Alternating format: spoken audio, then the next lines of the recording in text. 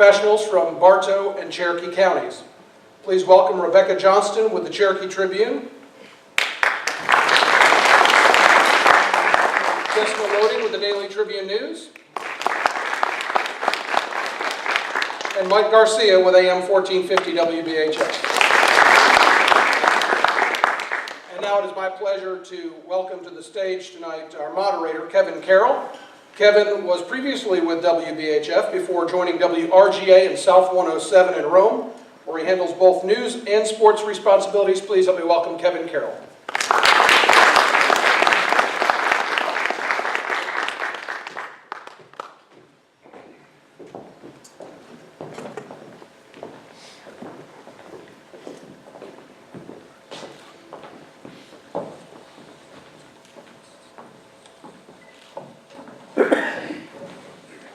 Good evening, ladies and gentlemen. Got a few ground rules to establish here before we begin. Each candidate for tonight drew a number to determine the seating order, and our format for the forum is as follows. Each candidate will have 90 seconds for an opening statement. After that, the panelists are going to be asking their questions. Candidates will each have 90 seconds to respond to each individual question. We will rotate that order, so each candidate will have an opportunity to go first. After the media panel is done, the candidates will have the opportunity to ask questions of one another. The questions to one another must be less than 30 seconds in length, and candidates again will have 90 seconds to respond to the questions that they ask of each other. Throughout the evening, there will be the potential for follow-up or further discussion at the discretion of the moderator, myself. At the conclusion, each candidate will have a 60-second closing statement. You don't have to take that long if you don't wish, gentlemen, but you have up to 60 seconds for your closing statement. Candidates, you may be wondering how you'll know how much time you have left. That is the job of our lovely Leslie Bronson there in the front row. She'll be holding up those cards for you. I think Leslie, you'll be counting down in intervals of 30 and then down to 10, correct? Yes. When it says stop, please finish that sentence and stop. Otherwise, I will have to intervene, and none of us want that, I don't think. Just kidding. Yeah, you're a big guy. Also, would remind the audience, please put your cell phones on silent, vibrate, turn it off, whatever you would like. And please hold your applause until the end. When the forum is completed, each candidate will have a chance to be applauded. So please hold your applause until that time. All right, let's begin. And we will start, ladies first, Jessica Loading. Have our first question. Opening statement. That was a test. Failed. I'm glad Matt is paying attention. It's more than I can say for any of you down there. We will begin with Mr. Lawford. Your opening statement, sir. Thank you. Good evening. I'm Matt Lawfridge. Before we get started, I want to thank our host, the Cherokee Tribune, Daily Tribune, and WBHF for having this. I want to take a minute and say thank you to the audience here. You guys could be anywhere, but you chose to be here, and it just shows how much you care about this community, and so do I, and that's why I'm running for the state senate seat here. The election will be just a few weeks away, and there's a lot of issues that are going to need to be addressed, such as transportation, education, economic development, the care of our senior citizens, and government reform. But I'm going to take a quick moment to talk about only three right now. I want to start with the care of our senior citizens. I'm going to have an open door policy so that they're able to come in and talk to me about retirement benefits, veterans benefits, Social Security, because I want to be there for them when they need that voice. Education. Everybody talks about it, but what concerns me that in Georgia, half the kids that go to high school do not graduate. The standard is teach the test, and we need to localize that. And then on the economic development side, I'm a businessman, provide jobs, do payroll, and I understand what it takes to take the red tape away so we can have a platform for businesses to grow and thrive. Thank you. Thank you, Mr. Lawfridge. Mr. Pullen. Good evening, ladies and gentlemen. I'm Dr. Dwight Pullen, and I want to thank y'all for coming out this evening. I want to thank our sponsors. I want to give a special thanks to my wife, Sharon, Sharon has put up with me for 34 years. We have 2 adult children and a 5-year-old grandson that we're very proud of. We're vested in this district. I have an undergraduate degree from Auburn University and graduate degrees from the University of Georgia. I'm a Tiger dog. I've lived in the district for over 25 years. I know where we've come from, and with your help, we can provide a bright future for our children and grandchildren. We will accomplish this through education, economic development, and community involvement. I have taught in Bartow, Cherokee, and Cobb counties. I've been an administrator at several schools. I was selected as the 2007 Georgia Principal of the Year. I served as chair of the City of Canton Planning and Zoning Board for 10 years. I understand the importance of quality growth. I've volunteered on many committees, including the YMCA Board of Directors. Through that, I understand by working shoulder to shoulder, we can improve the quality of life for our community. My name is Dwight Pullen, and I plan to earn your vote. Thank you, Mr. Pullen. Mr. Nesmith, you are next. Hi, folks. My name is Chris Neesmith. I would like to say that when I first got into this, I told people, yeah, I'm a Democrat running for state office. And usually the response was, you're what? Didn't see too many of those. But at the same time, I said, I felt like I should get in. I felt like I should be there to be able to talk about issues I don't think are going to get covered the way we want them covered. We get a lot of the same answers because we get a lot of the same point of view. I felt like I could provide counterpoint if no one else would. But when having done that, I had to get in and come up with a platform. Now that seems natural enough, but I had to stop and think about what it meant. What was I going to say? How did it relate to why I felt like I should get up and say something? And it came down to family values. And I'm thinking, family values, that everybody says that. So what do I mean by that? I mean that we live in a state and we talk about having a good business climate, reasonable wages. It's good for businesses to come down here. The question is our economy working for our families? Is it working, is our education system working for our children? Are we going about these things the right way? We keep saying we're making progress, but here we are, how many years on, and we're still in the same boat at the bottom. And I hope to change that, and that's why I'm in this race. Thank you. Thank you, Mr. Neesmith. All candidates held under time. That's a good omen for the evening, I think. Now, we will begin with questions. Ms. Lodi, you are first. Good evening, gentlemen. We hear so much about economic development education as the top issues facing our district and our state. How do you plan to address these issues, and what do you see as the biggest challenge for the district and the state on economic development education? Mr. Neesmith, begin. Well, that kind of picks up right where I left off. We've gone with education, and charter schools, the new thing, I guess. It's kind of a hot topic. A lot of people are of two minds about it. Again, we're addressing these issues. It's almost as if we decided, they're not working, schools are failing, blame the teachers. But our teachers are some of the best educated teachers in the nation. We rank in the top 15. So it's not our teachers. But we seem to be addressing it as if it's the system itself. So the way I look at it is we're not addressing the underlying problem. We talk about economic development. Well, it's great we can bring jobs into the state, but most of our jobs are homegrown. Are we growing good jobs? Are we growing jobs that the average Georgian can raise a family on? And we're not. There's 1 in 5 of us in poverty, and that's not because we're growing good jobs. So if we talk about economic development, we maybe need to look and see, instead of giving great incentives to big business to come in and bring a couple thousand jobs, which is great, we want those jobs, but maybe that shouldn't be our priority. We should be looking at how we can develop communities that produce good jobs, not big box stores who pay people enough barely to live, enough so that they qualify for government aid. That, my friends, is that's corporate welfare. So we need to change that model, if you ask me. Thank you. Mr. Pullen, same question to you. Well, it's kind of interesting that you tied those two together because I think they are naturally tied together.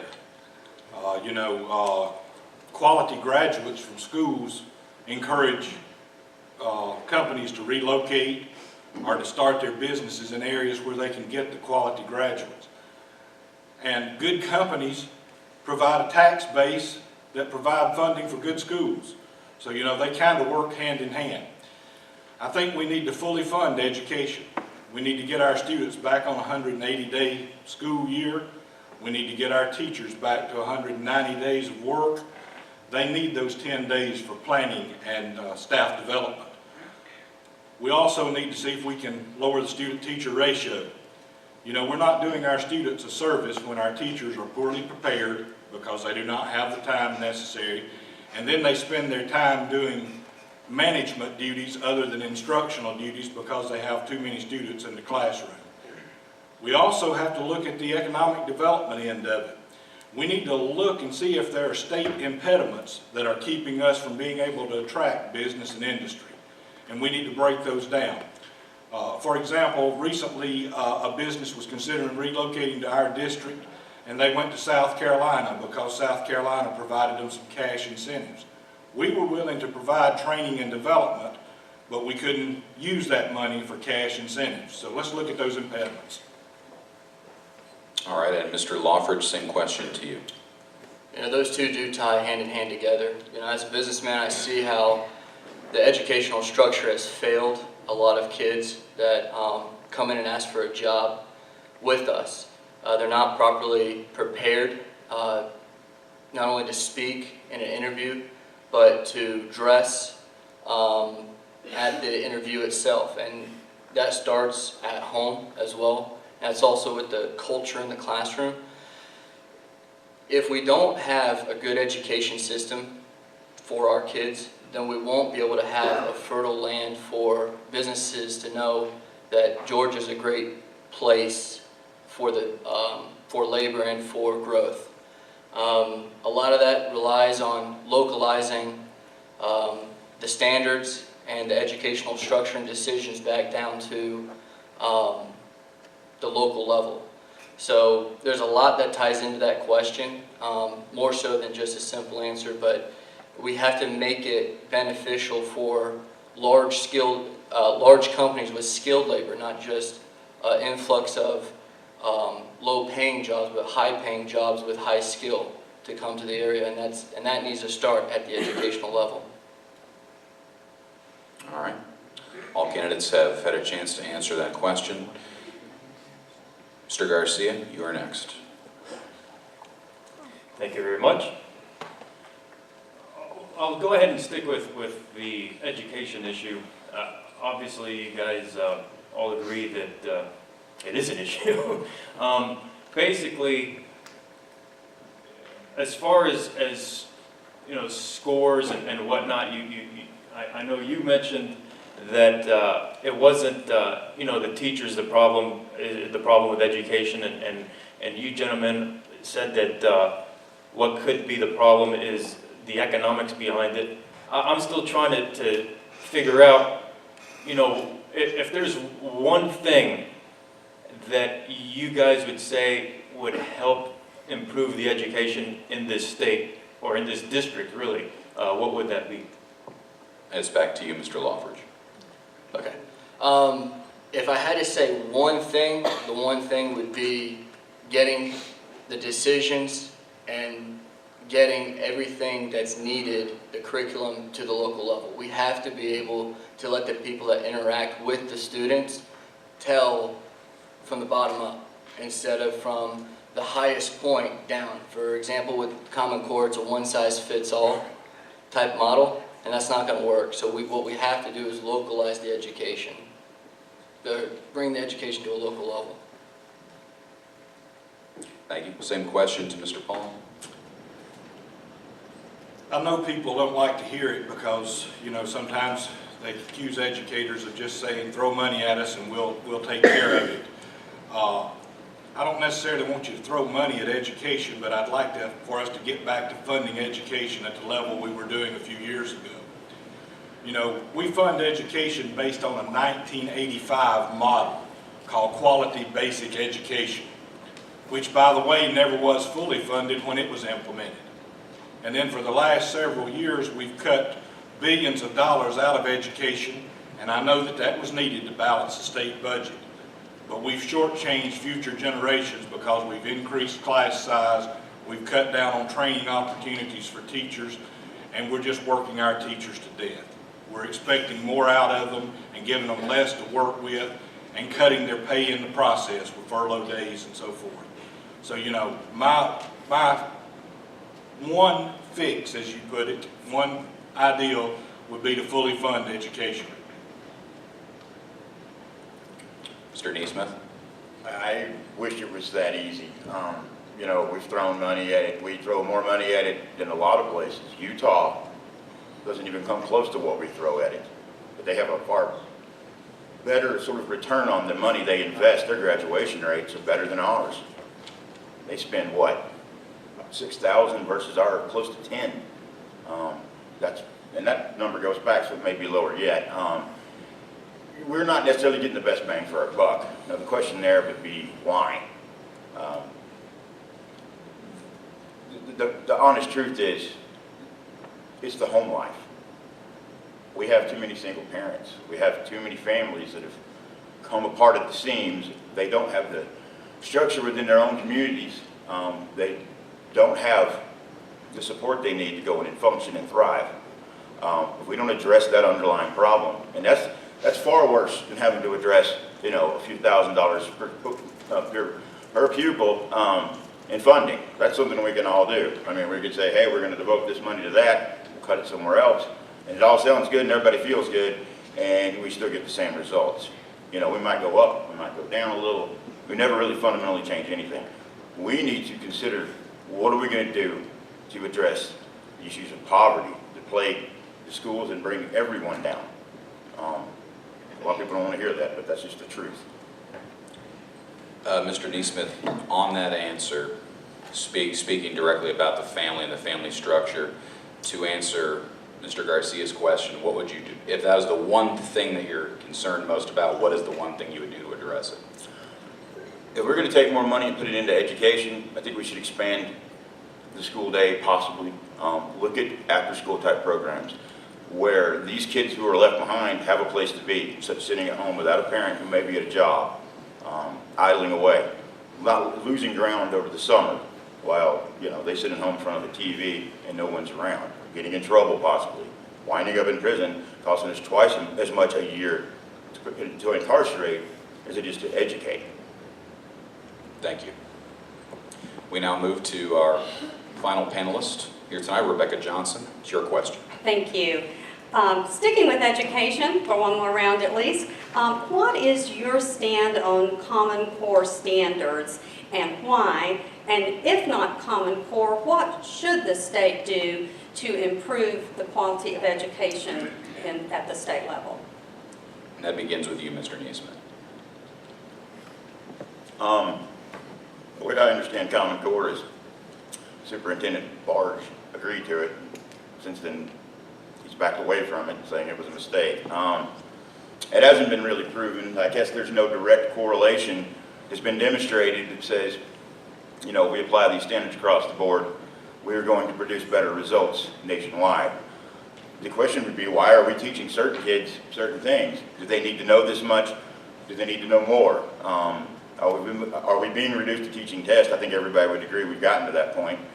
So are we really teaching them how to function in society, how to go out and survive in society, basic life skills, instead of these sort of rote, you know, type skills that they're attaining in high schools now?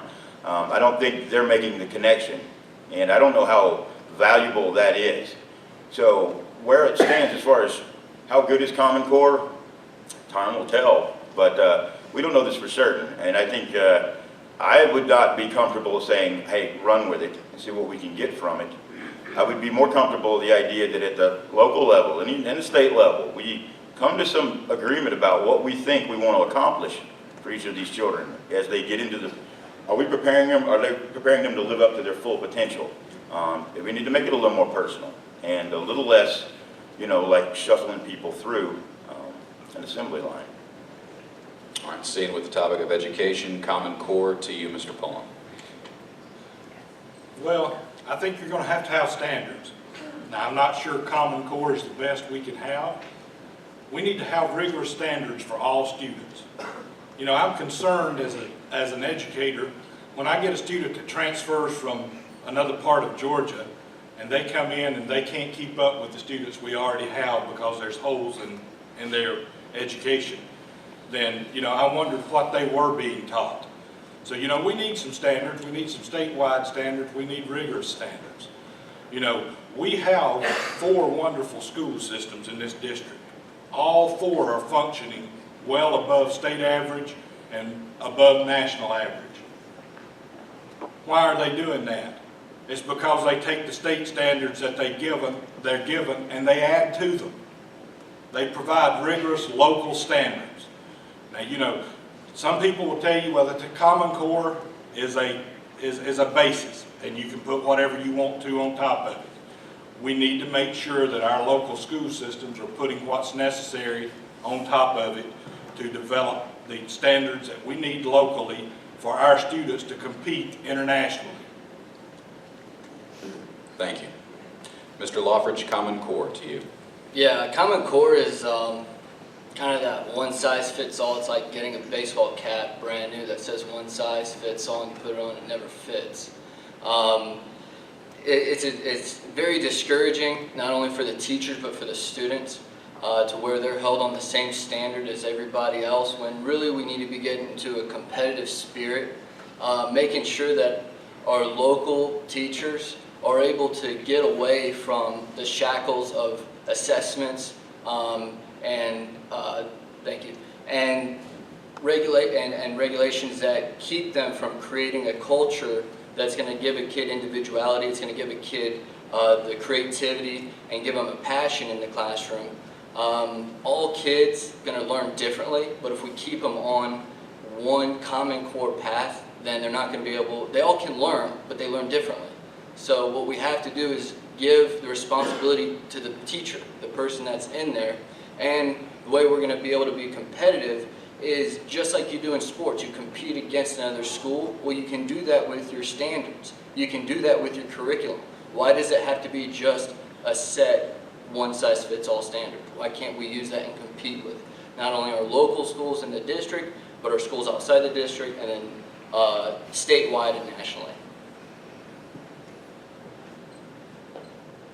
Jessica, next question. Let's switch gears for just a second. Funding for mental health has been cut, eliminating and decreasing services across the state. More and more, our public safety is tasked with answering calls related to mental health issues. How do you believe those issues can be addressed at the local and state level? Matt, mental health issues begins with you. You know, I don't know, to be quite honest. What I do know, though, is that we can't take away from other things to just bring it in. So, you know, honestly, I don't know the right answer for mental health situations, so I'm not going to sit here and just make something up. Certainly honest. Mr. Pullen, mental health and treatment, to you. Well, unfortunately, due to the economic hard times and the state budget cuts, and I am very proud of our state for balancing its budget. You know, that's been a hard thing to do, and there's been some hard decisions that has to be made. I personally disagree with some of the closings of some of the mental health institutions around the state. One particularly here close to our district in Rome that was closed recently, that was providing a valuable service to our citizens, and some of those citizens are not getting those services now. I'm not sure what the answer will be. Hopefully the economy is going to turn around and we can start funneling a little more money into that. Now, when I mention funneling money now, I'm not talking about raising taxes. I'm talking about generating more income for people so that we have more income tax revenue coming into the state. So, you know, when we get that more income tax revenue, and that'll come through these wonderful jobs we all seem to be talking about tonight. But we can't just turn our backs on the people with mental challenges. You know, sometimes their families are picking up those, but you know, there's a staggering statistic, and I can't remember the exact figure, but a large population of our homeless are mentally handicapped. So, you know, we're going to have to look at that. We're going to have to try to, you know, put some study committees together to see if we can assist in solving that problem. And Mr. Neesmith, same question of mental health to you. We've had a little bit of firsthand sort of experience talking with some of the providers that are out there now. When they closed some of these hospitals, basically there was no plan B. There was no place for them to go, a lot of them. There's nowhere to put them. Some they're trying to put them in homes, which I think is a good thing because this enables them to lead fairly normal lives, be a, you know, part of the community. Some of them are capable of doing a lot. Some of them are not so capable of doing as much, and they will always need support. Some of them are potentially a danger to themselves and others. Those people are out there too because of these hospitals being closed. So what we've done essentially is kind of cast them out because we can't afford to pay for it, but we're going to find ourselves paying for it one way or another. We're going to pay for it in, you know, an increased interaction with the police and law enforcement. We're going to pay for it by, you know, increased medical costs because we're going to find them in the emergency room. You know, they're going to get their Social Security, a lot of them, but they're going to be on their own and they're not going to know what to do. I think the way to approach this is to invest in maybe trying to integrate them into the community as much as possible. And where needed, we're going to have to find a place for those who need supervision to live, you know, in a community, I would say. That would be the best thing. All right, no easy answers on that topic. Mr. Garcia, the question is to you. All right. Now, as far as the office, have you guys looked at what Senate committee or committees you guys would like to serve on, and why would you pick any of those? Mr. Neesmith, begin with you. I think the easy one here, and I bet he'll agree, is education. A lot of that is because I think, you know, we all tend to, it seems like we've gotten on a track here and you know, everybody's buying in. I'm not sure this is a good way to go. We've gone with charter schools and things like that, and I'm not going to tear down any progress they've made, but they, on the whole, have not proven to really solve the issue. The ones that have are modeled, their model is all much different than what we're seeing with your regular charter schools. These are like the KIPP schools where the kids are there to sometimes 7 o'clock at night. That takes them out of the environment that's holding them back. Again, that just leads us right back to the initial problem, the underlying fundamental problem, which is often an unstable home life and poverty. I would say we should go away from this because it's a mixed bag, and it's taking money that goes into one system, now we're splitting it into many different areas, and it's not proven to do any more good. So I would question how much energy we're putting into all this, and what's the payoff going to be. I'm not sure it's a wise move. In Cobb, I understand they're looking at going to a merit pay-based system. This is unproven, and I know that not everything has to be, you know, competitive. Sometimes we work together in a cooperative way, we find better solutions. So not every time does a business principle apply. I don't think this is one of them. All right. Mr. Pullen, committees you would potentially want to serve on if elected? Well, I think most senators serve on more than one committee. Having a K-12 educational background, being a former scout leader, I think that I would really enjoy being on the Education and Youth Committee. I think maybe my expertise might be valuable in that area. As a instructor with Central Michigan University, I'm very interested in higher education, so I think I would like to serve on the Higher Education Committee. Of course, you know, we're all talking about economic development in the district. So, you know, I'd love to get on that Economic Development Committee so that I would be on the cutting edge of what's going on to maybe bring some of that development home to the district. Being a former agricultural teacher, I wouldn't mind being on the Agriculture and Commerce Committee. All of those things interest me. I think I would be good at all of them. I'm pretty good at researching, so whatever committee I get on, I'll research the topic and you know, be at the top of my game when I go to a committee meeting. All right, thank you. And Mr. Loffridge, committees you would potentially like to serve on if elected? I'd say the top 3 committees that I'd like to be on would be financial, transportation, and benefits.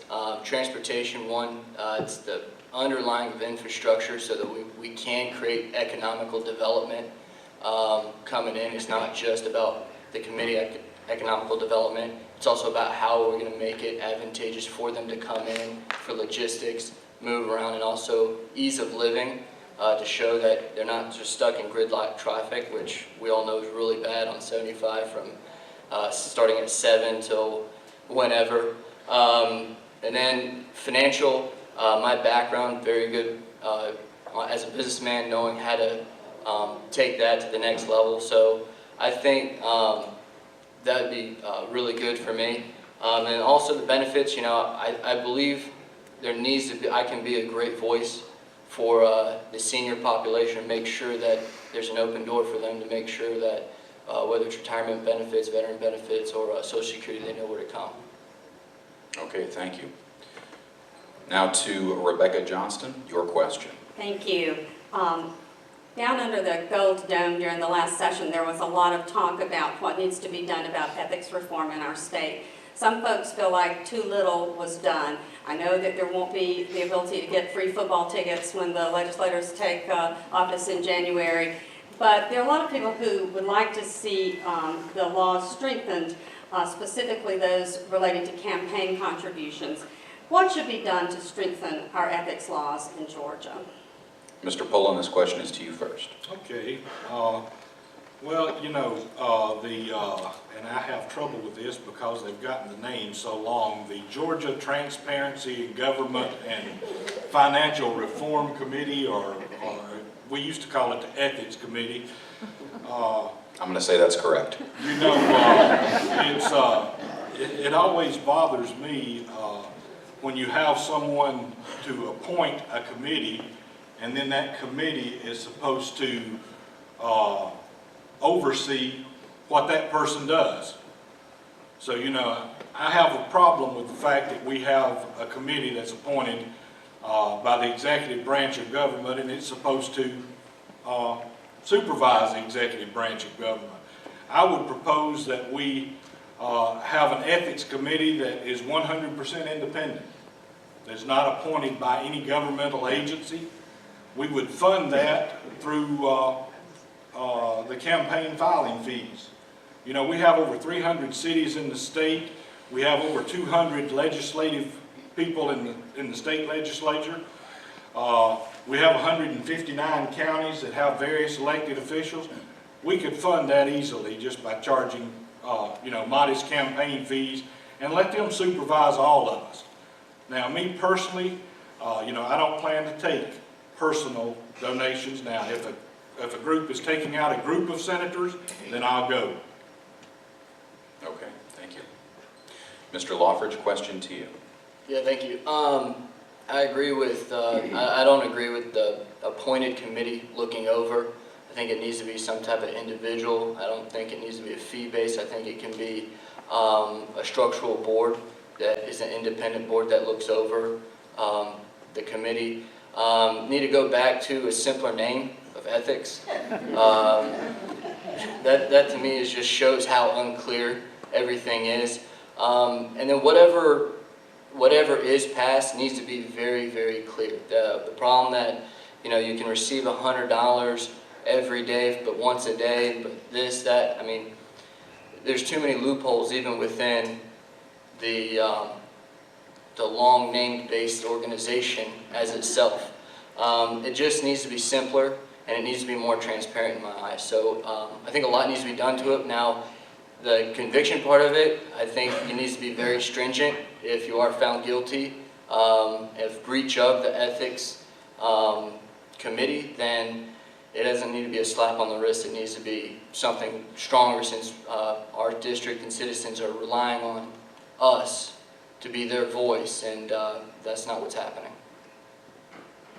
All right. Mr. Neesmith, question to you. I think we should all just come right out and talk about what it is that Governor Deal is in the middle of. You know, a lot of talk about ethics reform and transparency. And let's see, he took the committee, I think it was 26, down to 9, something like that. I'm a little fuzzy on all of it because as I read it, it just, you know, one thing after another. But, you know, while he's pushing for this legislation for us to go out and be more transparent, you know, more ethical, I suppose, you know, he's taking money into his PAC and not reporting it.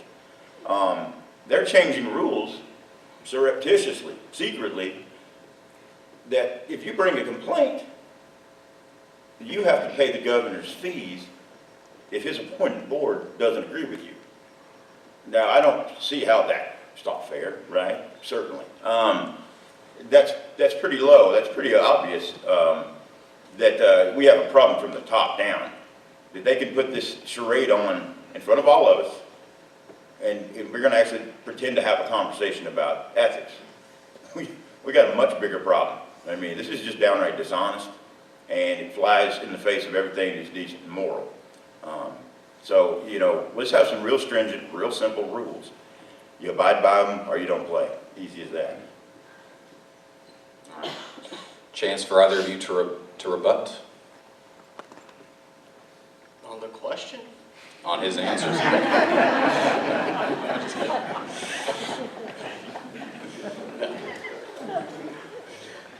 Pass.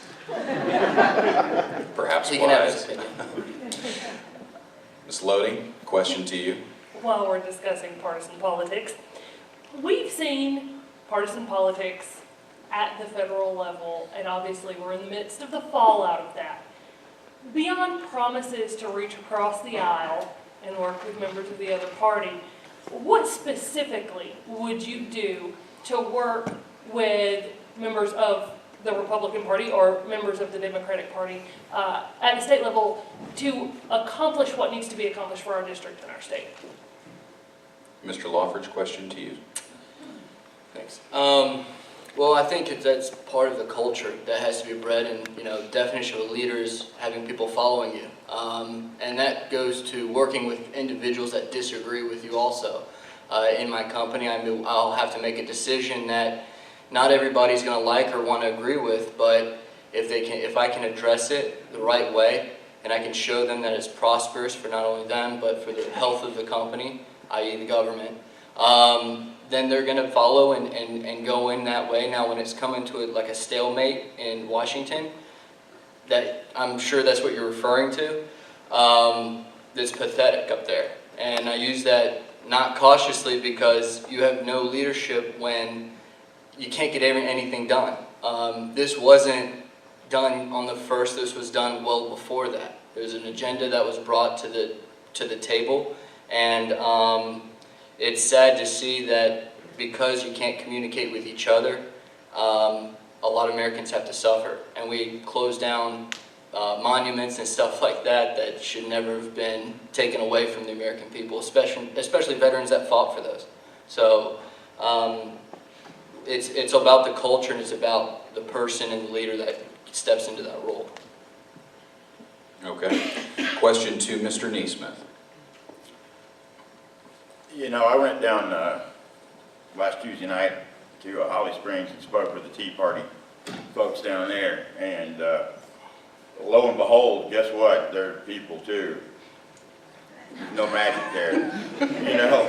We all got to eat. We all like our homes. We all maybe like cutting the grass. I don't know, but the idea is that we're all people and pretty much want the same things. Now, we may disagree, but if you can have a conversation, which it turns out it's not that hard to do. It really isn't. It's just a matter of, everybody breathe, think, talk for a second. It wasn't hard to do. I was able to express my point of view there. And you might say that, this is a hostile territory, but really, no, it's not. I mean, we all live in the same community. And this is me who went up and with respect saying, I believe we could do better to do this. And that's me holding that opinion and being respectful of their opinion. I'm not going to deride anybody's opinion. You can believe how you like. Now, you know, I'm going to trade in the facts that I understand best. And you know, if you don't agree with me and I can't convince you, that doesn't mean I respect you any less. It means that, you know, I still want you to see it my way, of course. But you know, a spirited debate, not some, you know, foaming at the mouth type argument, is probably going to be the most helpful thing. All right. And the question to Mr. Pullen. Well, you know, God gives us all gifts and talents. And one of the talents that He's given me is the ability to talk to people and to work with people. Many times as an administrator, I had an upset parent in my office. Once I could convince that parent that I truly cared about their child and that I thought I was doing what was in that child's best interest, we could find mutual ground. Now, they didn't always leave being my best friend, but they usually left being willing to talk to me and try to work to find solutions to our problems. You know, we have to work, we're going to have to reach across the aisle and find solutions to our problems. But our biggest problem reaching across the aisle today is people have lost their common sense. You know, where is common sense in Washington today? You know, my personal hero as far as a president in my lifetime was Ronald Reagan. Ronald Reagan had the ability to reach across the aisle, and he didn't care who got credit for it. Now, polar opposite to Ronald Reagan was Bill Clinton, and he was just as effective communicator, reached across the aisle just as well. You know, why can't our leaders today take lessons from those two and work with each other instead of causing problems and always trying to blame the other side? You know, it really doesn't matter who gets credit for it as long as you get the job done. All right. Perhaps we could have fit that DC reference in with the mental health question earlier. Maybe that's where we're sending our mental health people. They're getting all the resources. All right, Mr. Garcia, it is your question. Thank you. What more can be done to promote economic development in this district? Mr. Pullen, you begin. Well, as I mentioned, we need to make sure that we're producing quality graduates from our school system so that homegrown companies that were mentioned, our companies that are trying to relocate, will have quality individuals to perform the tasks that they need to perform. If we're producing those quality graduates, we'll get quality jobs. And as I mentioned earlier, we need to look at impediments. We need to find out what's being done to keep industry from coming in or keep them from prospering. You know, a wonderful community will attract wonderful business and industry. We need good parks and recreation. We need good mental health. We need good health facilities in general. All of those things will bring the business and industry that we're all talking about that we need. You know, everything works together, and we just have to be sure that we make all the puzzle pieces fit together and work properly. All right, question to Mr. Neesmith. You know, he talks about impediments, and I'm inclined to agree. There are some things that are impediments. At Daresville a few months ago, I think, well, back in January, y'all remember we had a tornado. I happened to be at the doctor's office, ran right by me. It's the craziest thing. And, you know, other than the fact that it was a spectacular thing to have seen and a frightening thing, I guess, what was left is, you know, a lot of people came together and tried to put the community back together. Now, what we found was that some of those businesses weren't going to come back, and maybe by design, because, you know, fees that are attached to the business license and the rebuilding permits and so forth stood in the way. You know, those are things that are impediments. Someone coming in and regulating a business and saying, are you keeping it safe because you're storing these materials? That's not an impediment. And if it is, we're holding to a low standard. And you could point to the plant at West Texas that blew up. I think that we would all agree better regulation there would have saved some lives. So we need to, you know, sit down and look at those things. What is valuable and what is really just, you know, something that's hurting us. And more than that too, let's be honest, we need, we're a consumer culture. So we need jobs that promote people's ability to spend. And that's going to help us all grow. That will bring jobs. Thank you. Question of business development to you, Mr. Loffridge. Thank you. One thing we have to do is make sure we have an open door, and we need to make the ground fertile for businesses to come here. That's such as creating opportunities for people, such as putting tires on a vehicle, to being in management, to having the ability to step up and grow from a small $8 an hour job to a larger $30 an hour job to a career path.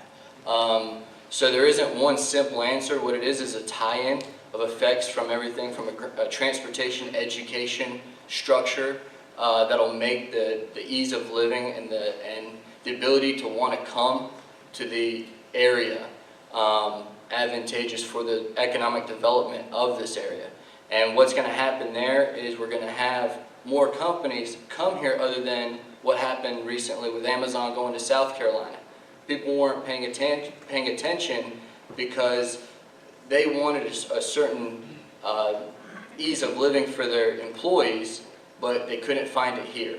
It wasn't about just taxation, it wasn't just about education, it was also about the infrastructure of how they could commute to their work. And that's something that South Carolina could provide for them. Okay. Next question to you, Ms. Johnston. Thank you. How would you, as a state legislator, work more effectively with the other county elected officials? Mr. Neesmith, that would be to you. Now, first, are you referencing, for Mr. Neesmith, that would be Bartow County? Yes, Okay. they can talk about their own counties. Okay, They can work with all of them, really, because right. We're talking, your question you're getting at is at Cobb, Cherokee, Bartow, how would Right. you work with Right those now, elected there officials? are meetings with the legislative delegation, that type of thing. Would you continue that? How better could those relationships be built? Go ahead, Mr. Neesmith. Well, I think at any point when that familiarity is going to, that's going to encourage the cooperation. So certainly, you want to get out. You're going to be wise to go out and meet them, get to know them, learn where they stand. They need to learn that about you. I think that if you just stand on a position and you're not willing to bend on it, well, why waste your time? If you're going to go out and listen to them and learn a little something, you might understand why they stand where they stand. So you're going to have to engage that community. And the way our district is structured, with 3 counties, there's going to be a lot of sort of different positions that each city, each community, each county are going to take, and you're going to have to contend with that. And you're going to have to represent all those views in one form or fashion. So I think it will be vital to get in there and talk to them. And like I said, I'll talk to anybody. I love the sound of my own voice, and I'll go all day. But I also like to hear what they have to say too, and I like to hear why. Because there are times when but it never occurred to me to think like that. And, broaden your horizons by, barricading yourself inside a position. You go out and you try to learn more, and you come to hopefully a conclusion that is in the best interest of all Georgians. All right. Thank you. Question of working with other politicians within the county and district to you, Mr. Loffridge. Well, I would meet with them and speak with them openly and honestly, and make sure that they understood where my position was. But also, there's a reality that a lot of people move around, and they don't just stay in the district. So a lot of what happens, not in this district, but in other districts, not just the representatives in this district also. So, for Bartow County, you have Paul Battles and you have Coomer as well. You need to work well with them within your own district and county, but you also have other set of House representatives in your district too. So if you try to play at odds, then you're going to become a stalemate like you have in DC, rather than working with them openly and honestly. So they need to know where you stand, and you need to know where they stand at the same time. Okay. Question of working with others within the district and county to you, Mr. Pullen. Well, I would keep the political forums where we have an opportunity to meet with local leaders and they have an opportunity to sit down, maybe have a meal with us, let us know what they're thinking, what their needs are, what their desires for, that we can do to help their particular area, which would in turn help the district. I want to be accessible to each and every elected official. Our elected officials are impacted so much by what's done in Atlanta. Sometimes we take care of things and it sounds good. Recently, the governor saved us, I believe it was $12 million by closing a prison in annual budget. What no one failed to mention is that those prisoners were sent to local jails, and the sheriff's department and the local counties now are picking up the tab for them, or at least half the tab, because the state only pays about half.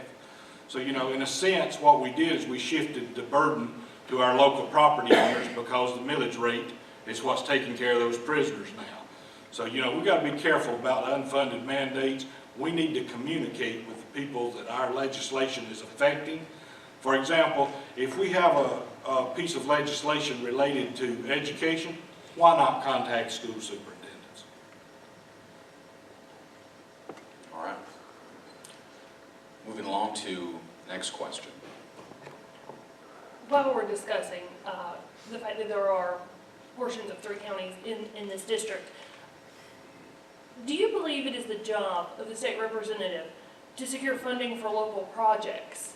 How would you determine which projects in the district receive funding? For this question, we begin with Mr. Loffridge. I think that's how I answered the last question of open and honesty, knowing where we all work together. There's got to be that priority list of working with the constituents of the district also. So it's not just the representatives and it's not just the next district over as well. As long as you work with the representatives, you're going to have a great idea of what the constituents want on the priority list of what we're going to fund next. But you have to have that open door accessibility so that you get a good feeling from the district of what do they want to see. And if you're transparent and clear with them, then they're going to be the same to you. Same question to you, Mr. Pullen. Well, fortunately, the Georgia Constitution requires us to have a balanced budget. So, we can't just put pork in to bring home to our communities and that be done all over the state and then go borrow 40 cents for every dollar we spend from China. We don't have that luxury. I wish our federal government didn't have that luxury. But with that in mind, we want to bring home as much as we can. And so we're going to have to just work with other legislatures because they're going to be doing the same thing. Hopefully, we'll all work together to try to see the big picture and the needs of the state when we're looking at the state dollar priorities. But, we need to have our priorities developed at the local level. That goes back to our last question of working with our elected officials. If we're trying to bring some projects home to our district, we need to know which of those projects are most important to the district. We need to have those prioritized so when we get in the give and take situation, we'll know which ones to give up first. So, I think there again, we just need to be working with everyone, trying to have a team effort and trying to understand what we need to bring home for this district and what the state can afford to let us bring to the district. Thank you. Question to you, Mr. Neesmith. I would say that, when looking at anything of course you want in your area. I mean, in our little town of Adairsville, we were all disappointed when Cabela's didn't come. It happens, and you want, that kind of commerce coming through. You want your area to grow. You want that boost that comes with it, and sometimes it's meant to be, sometimes it's not. So as far as any sort of, projects that may make their way here, one, do they fit the bill? You got to be honest with yourself, and go, is this really a good decision? What are we sacrificing to get it here versus, say, there? Is this a good project? Is it a priority? You have to use your better judgment. On a personal level, that's what you would hope you would do. I don't think that fighting for a project, just to get, you know, a little love from your constituents at home is gonna do you a whole lot of good. We saw what that did to transportation throughout Atlanta. They fought it piecemeal, and look where we're at now. We missed any opportunities we may have had for a legitimate shot at, you know, a useful rail system. I don't think that, it's almost impossible at this point for that to even be the case. I don't even know how you plan something that expensive anymore. It would be a permanent burden, a debt, a tax basically we'd have to pay for it. So, you know, you look at the feasibility of it, and does it belong with us? You better believe I'm going to fight for it. And if it doesn't, I'm going to support it where it should go. Thank you. Next question to you, Mr. Garcia. Thank you. Are any of you guys in favor of eliminating the state tax, and why or why not? And if so, what else can be done to recoup that money, if anything? State income tax to you, Mr. Pullen. Was it income tax? He I said just state. want to clarify that. Yes, Georgia's state Yeah. income tax. Okay. For or against? I would want to know what we're going to replace it with. You know, if we're looking at some sort of consumption tax, I could support that. But the bottom line is it takes X number of dollars to run the state. If we don't get it from income tax, we're going to get it from sales tax or property tax or somewhere. Personally, I think consumption tax is more fair, so I would be in favor of that. But if you look at surrounding states that do not have the income tax, their sales tax is usually higher, their property tax is definitely higher. So, you know, the money's got to come in from somewhere. You know, we just have to make sure that we're not wasting the taxpayers' money, try to cut out the waste, and then try to streamline the process. But there again, it would depend on what our options are as far as replacing the sales tax, the income tax. Thank you, Mr. Pullen. Question of Georgia state income tax to you, Mr. Neesmith. There is a bill, I think it's HB 688, I think you're on there, I think it's 688. The proposal is that we would scrap the income tax and go with a 14.5% they project sales tax. I don't believe it would apply. There are some measures in the Senate that I think, you know, play with this idea a little bit. Some would apply to food, some would not. But all that aside, let's just be honest, it's a terrible idea. A sales tax is a regressive tax. It's the kind of tax that falls disproportionately on the lowest income earners. 80% of Georgians would see a tax increase with that. And that's the bottom 80%, not the top, so we're clear. And what are you going to do? You live an hour from what? Alabama, Tennessee, South Carolina, say you're in Augusta. Where are you going to buy a computer? Here? So you can go pay $150 extra when you buy that $1,000 computer. Take your butt across the line. I know I would. You live in Valdosta, you're going to Florida. So now we're going to lose money. We're going to lose sales if we try to depend on this. And then it goes one better. It doesn't help business, by the way, because now the cost of business has gone up. The cost of goods, you know, supplies and these raw materials can go up. People are going to purchase elsewhere. So in the long run, it's a very bad idea to replace it with a sales tax. Thank you. Question of Georgia state income tax to you, Mr. Loffridge. I think we have an opportunity to get rid of it. I don't think it's necessary right now to go straight to that. I think we can go to a fair tax first and make it lower. The next thing, though, we have to realize is if we're going to be advantageous in the framework of economic development, we need to get on the same platform as other states, bringing in those businesses too. So with that being said, I think we have a lot of opportunities to audit what we're currently doing, and we're not doing that now. We have a better use of the taxes that's currently coming in, but with the state income tax, I think we can get rid of it and make sure we can bring in more businesses and people to come into the community and live, and make that a better place to want to come to Georgia. For those of you who would be in favor of at least some reduction in Georgia state income tax. Some other states with less or no state income tax have replaced that with some, in some cases, higher taxes on vices, cigarettes, tobacco products, alcohol, things like that. Would any of you be in favor of something like that? Whoever. You know, we lived in Oregon for a while. Now, Oregon has a pretty high state income tax. So there's a different tax system there. What you found was that on the whole, it was a great deal more equitable. And it's pretty simple math, guys. If you make $100,000 a year, you're only going to buy so much. Now, you might buy $100,000 worth of stuff, but you're taken care of. If you make $30,000 a year in a family of four, you're pinching pennies. That's a huge tax increase for you. Everybody says it's fair. Well, maybe fair is a percentage, sure, of everybody's income. That's conceivably fair. Even then, though, what good is it doing is these people aren't consuming as much. This just hurts the very foundation of our economy. This is what we have, what is roughly a 70% consumer economy. And we're taking money out of the hands of people who are going to spend it the most. Those who make the least amount of money are going to spend all the money they make. And those who make the most money are going to be able to put away some of that money. It's not going right back into the economy. There's a reason things like SNAP, food stamps, considered a boost to the economy, because we get a return on those. And we may not like that we have to do that, but that money gets spent and it boosts the economy.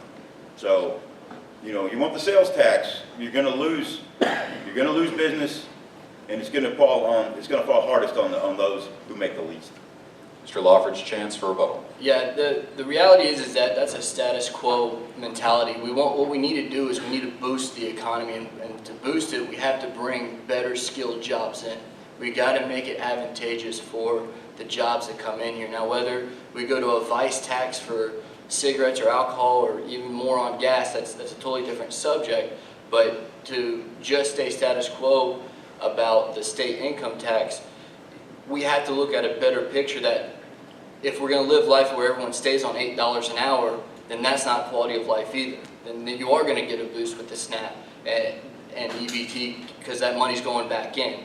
What we have to do is get to a point where it's a stepping stone and bring the skilled labor jobs into the community.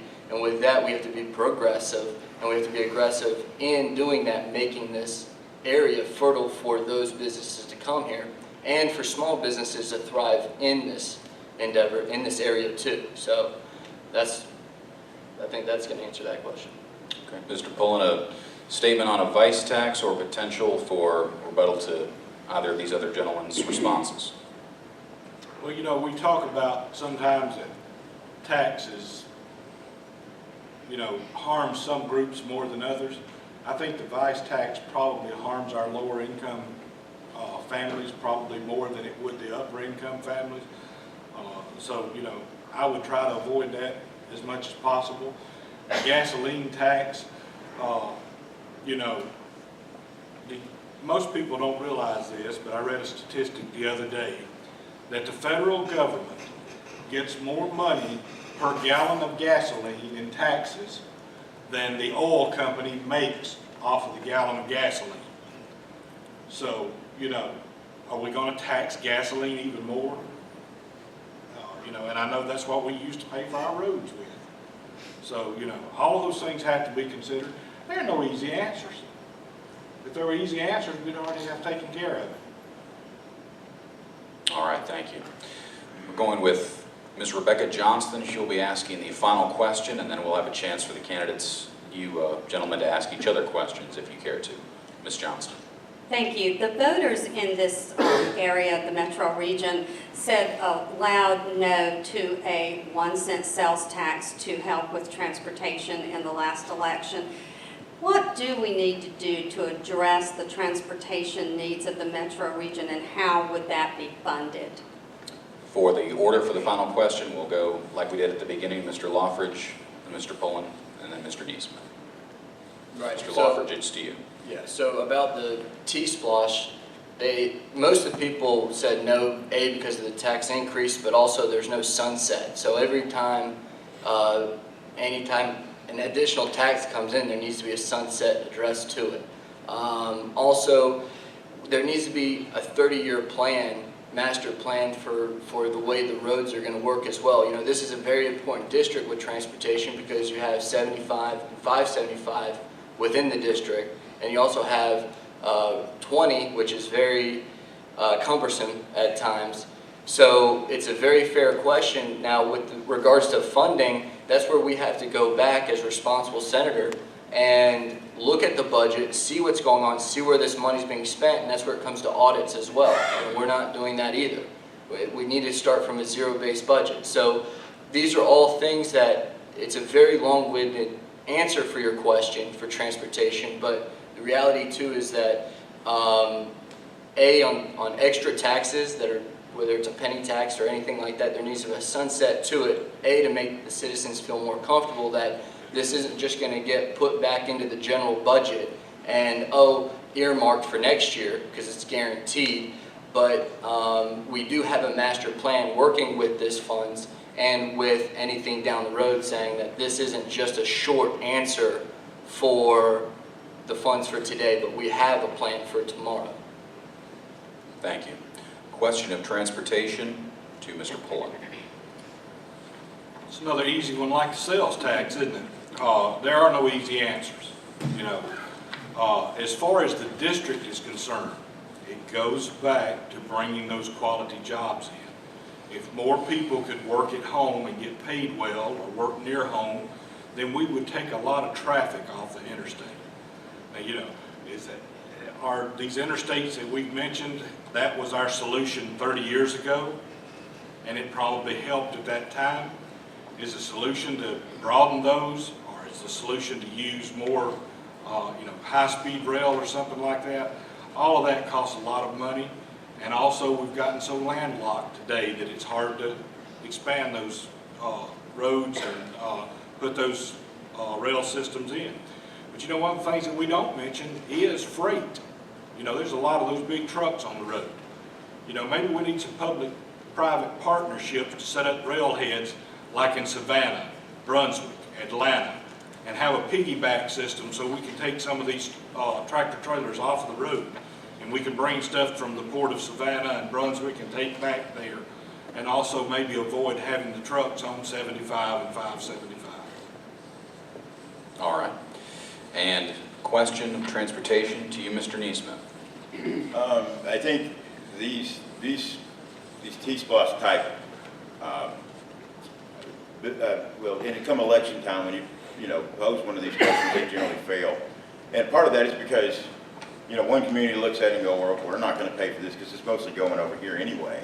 So the first thing, if you really want to take the long view here, you need to come up with a master plan, and you need to take this system apart and kind of bring it under, a one committee, one whatever. It needs to come from the state level. We need to plan on that broad level. Now, a few years ago, we might could have planned on a level like a citywide level in the metropolitan area. I think we're beyond that now. We're too big for that. We need to, at the state level, rein that in and then start, making real plans about what we're going to do with our communities, how we're going to sustain them, and how we're going to build in them instead of, building out. We've done that for so long, we're kind of stuck with that to some degree. We certainly don't want to abandon those ex-urban areas that we've reached out into. I'm in one of them, a lot of us are. We don't want to lose that, but at the same time, we've got to find a better way to go forward, and a lot of that's going to be getting some consensus. Some of it's just going to have to be a top-down type situation, I'm afraid. All right. That concludes the portion of the forum with questions from our media panelists. Now we're on to the real fun. Gentlemen, ask each other questions. Same order. Mr. Loffridge, you may begin with a question for either. Could I ask a question?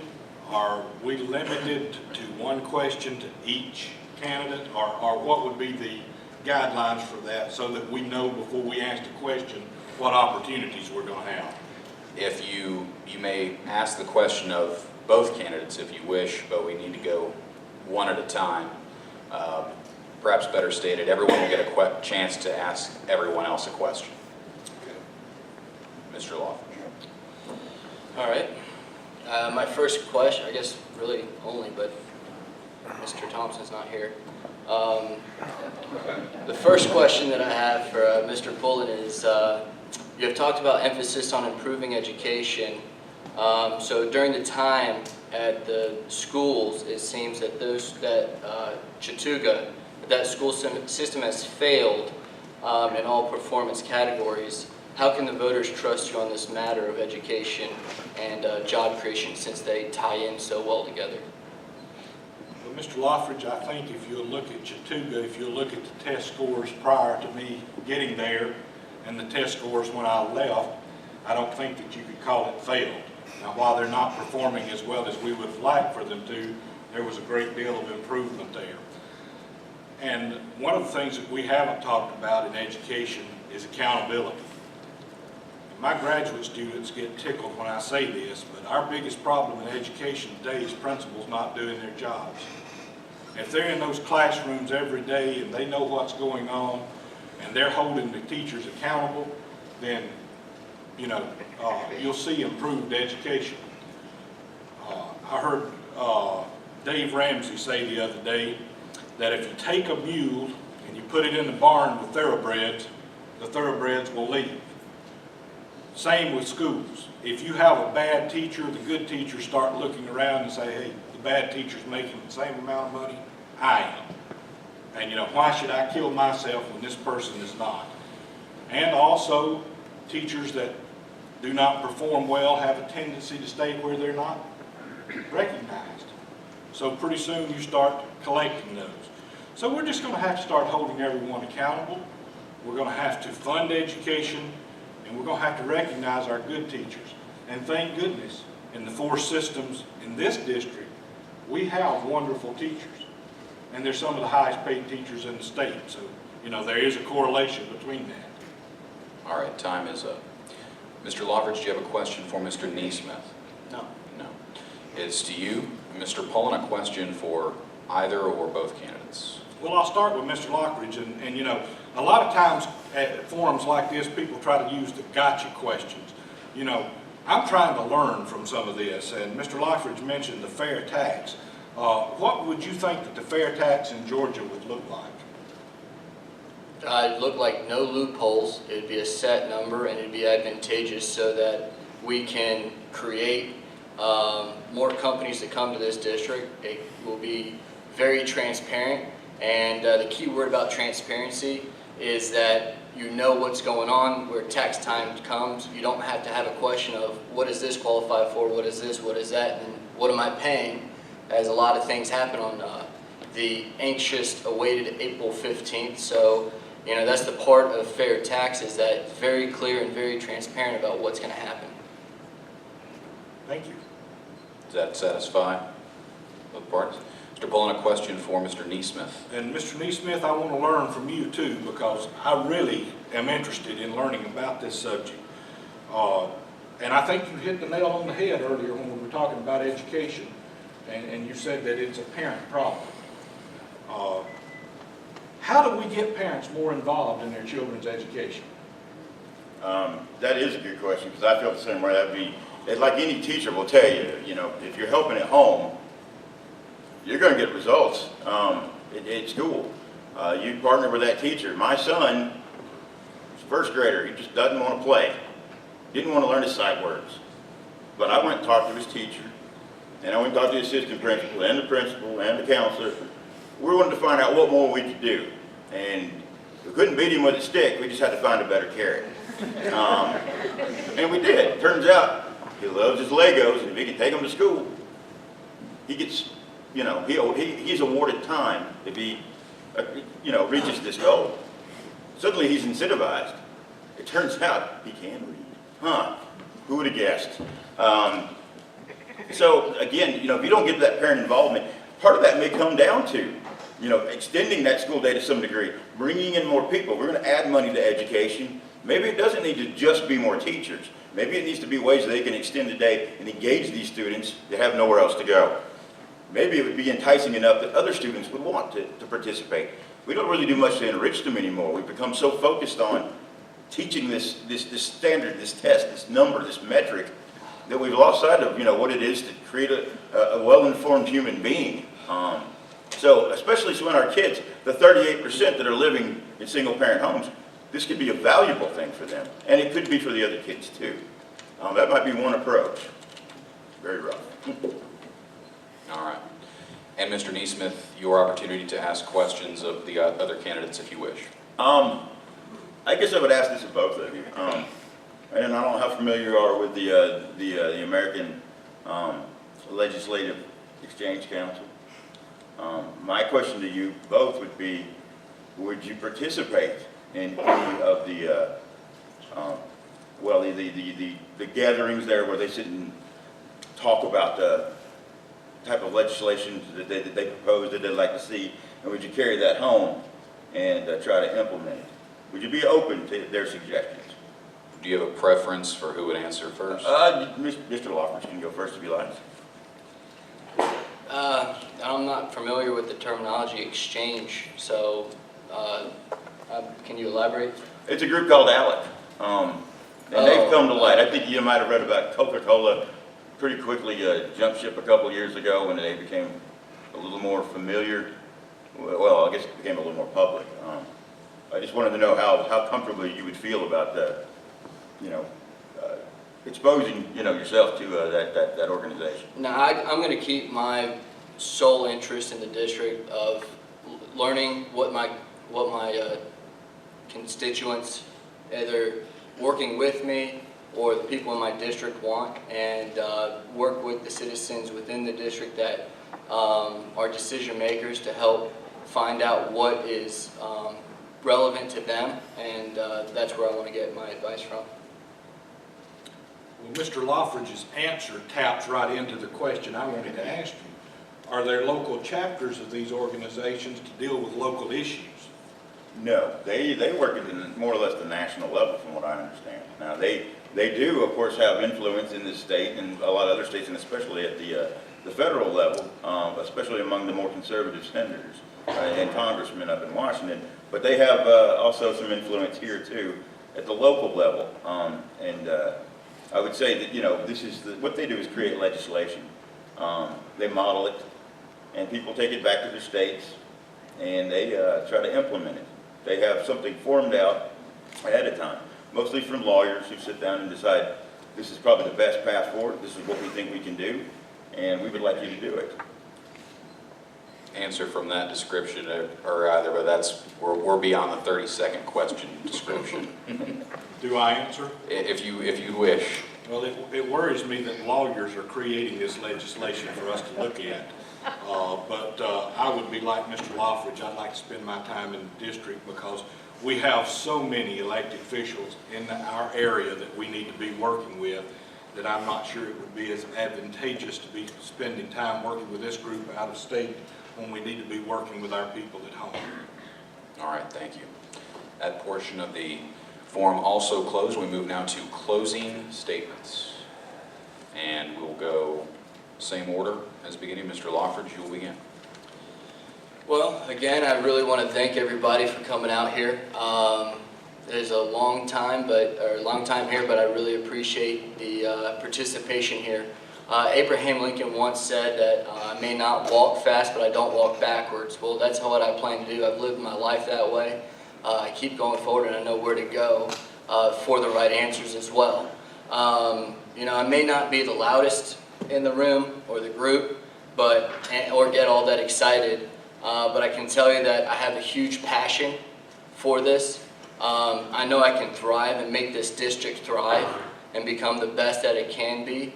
And I feel like I am the leader of this district to be able to do that for them. The next few weeks are going to be very important for everyone to listen and hear and participate. This is a special election, so we need people to come out and vote and be aware of this. So, as what I hope to be your next senator, my name is Matt Loffridge, and I look for your support. Thank you. Mr. Poland, your closing statement. Well, I too would like to thank everyone for coming out tonight. And I want to especially thank all the people that worked hard to make this event happen. I know that it just didn't miraculously appear this evening. I want to thank my worthy opponents. I wish the others had been here. You know, I'm just a simple man. I'm a husband, a father, a grandfather, and an educator. I want to utilize education, economic development, and community involvement to provide a better future for our children and grandchildren. If you will join with me, we will work hard and make it happen. Please vote for Dwight Pullen. And Mr. Neesmith, your closing statement. I want to say how much I appreciate, the opportunity to be here in front of you folks. This is awesome. It's kind of a fun thing to do in a lot of ways. It may not be for everybody, but this sort of, you get to do what I like to do, and you get to talk about politics, and not just have your wife tell you to shut up. I don't want to talk about politics anymore today. But it's also been, an engaging sort of thing. You find yourself in front of people who you maybe normally would never, encounter and talk about those specific subjects. It opens up a lot of avenues of discovery, and so I've thoroughly enjoyed that part of it. But I think, too, I would like to say that what we really need to do is we need to rethink our way of looking at our economic system, our educational system. The approach we're taking to it, it seems to be, a race to the bottom. We're competing with states to see how business-friendly we can be, but not family-friendly, because these jobs aren't supporting our families. And time. Thank you. Now, you may applaud.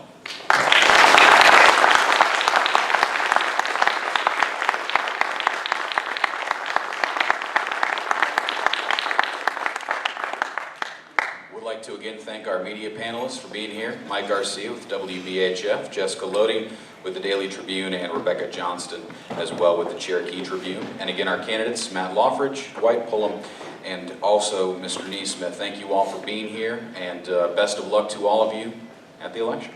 Thank you.